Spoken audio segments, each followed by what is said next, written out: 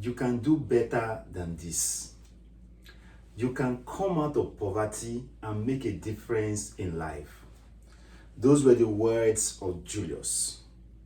Julius was my neighbor who was studying to become an accountant. Mr. Toastmaster, fellow Toastmasters, words are powerful. I repeat, words are powerful. Words, if properly used, can transform people's lives and bring out the best out of them. I had performed poorly in my mathematics and elementary science. Julius decided to inspire me. The major part of Julius's words that struck my attention was, you can come out of poverty. I came from a very poor home. To have decent meal was a struggle.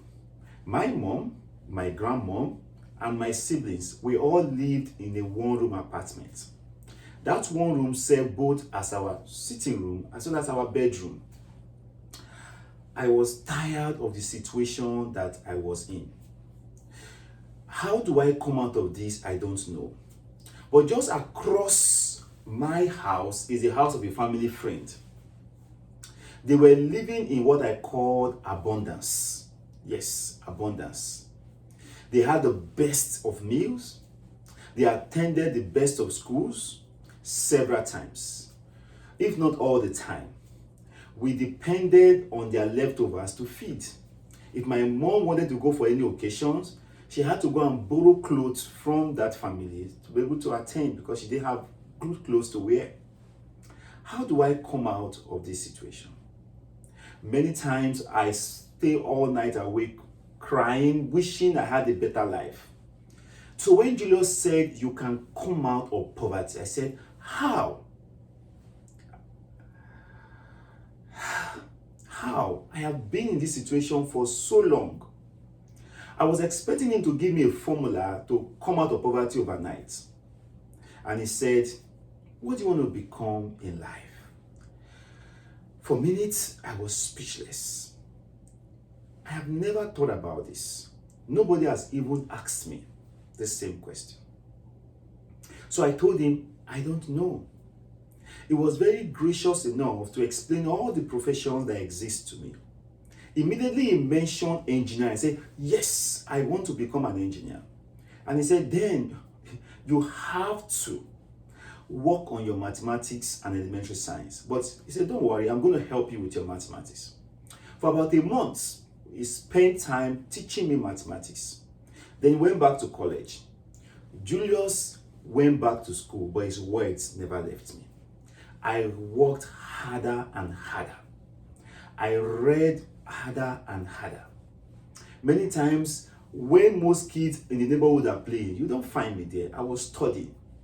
I had to read with candlelight many times because we had problem with electricity. And I rose from being an average student in mathematics to becoming the best mathematics student in a mathematics competition that involved 13 schools. I was so excited because I moved from scoring 1 in mathematics to becoming the best. I rushed straight to go and meet my mom. I said, Mom, I did it. Mom said, you did what? I said, I'm now the best mathematics student. She was excited, though she doesn't understand the gravity of the achievement I currently had there. So she said, I am proud of you. You can do more. Those words further inspired me. I studied harder. I got admission to college. I went to University of Lagos in Nigeria to study chemical engineering. I graduated with first-class honors, what you call magna cum laude. I went to the Institute of Petroleum Studies in Port Harcourt to study petroleum engineering and project development. I graduated with distinction, what you call magna cum laude. During my studies, I developed interest for the energy sector as well as the environment. I could remember vividly when we had the privilege of going for a field trip. I was so shocked and I felt bad how people's lives have been affected, their environment, because of crude oil exploration. I wanted to help them. I wanted to make a difference by helping them to solve this problem. But the knowledge I had was limited. I said, okay, I have to go and do a PhD. Now, looking at the universities we have in Nigeria, we don't have the kind of facility to do solid research that would affect the world. So I reached out to my friends who are studying here in the US, and they told me how to get admission to the US with funding. Because of my excellent grade, I was able to get full funding. And now I'm at the University of Toledo studying chemical engineering in catalysis laboratory. That's been an exciting time because I have worked on projects that involve looking for alternative source of energy or solving the problems of the use of fossil fuels.